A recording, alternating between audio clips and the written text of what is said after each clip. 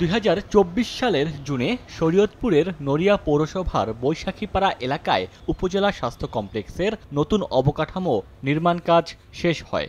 একই বছরের 10 সেপ্টেম্বর হাসপাতালটির উদ্বোধনের কথা ছিল, তবে এখনও তা হয়নি।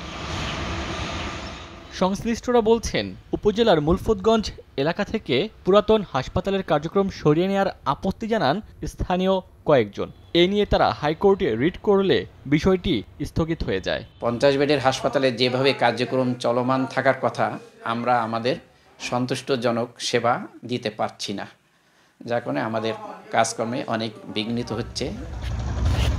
এদিকে পুরাতন ভবন জরাজীর্ণ হওয়ায় ব্যাহত হচ্ছে স্বাস্থ্যসেবা, এমনকি প্রশাসনিক কাজেও নানা সমস্যার সম্মুখীন হচ্ছেন কর্মকর্তা কর্মচারীরা। পুরাতন ভবনে ঠিকমতো সেবা দেওয়া যাচ্ছে না বলে জানান খোদ সিভিল সার্জনও। দুইজন মানুষের বেশি বসতে পারে না, বেশি লোকজন আসলে গ্যাদারিং হয়, একসাথে আমি অনেকগুলা কাজ করতে পারি না। সেবাটা যেভাবে দেওয়ার কথা সেগুলো পরিপূর্ণ নাই। বিভিন্ন কোয়ার্টার এবং ডরমেটরিগুলোতে আমরা সেবাগুলো দিয়ে যাচ্ছি। আমাদের এক্স রে রুম না থাকায় আমরা এক্স রে করতে পারছি না এবং বিভিন্ন সেবাগুলো আসলে সীমিত পরিসরে দিতে পারছি। শিগগিরই সব আইনি প্রক্রিয়া শেষ করে নতুন ভবনে স্বাস্থ্যসেবা চালুর দাবি এলাকাবাসীরও।